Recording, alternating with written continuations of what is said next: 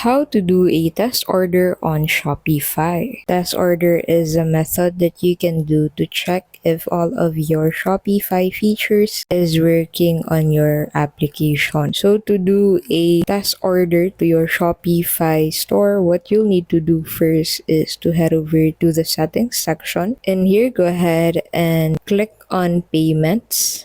Payments is under user and permissions.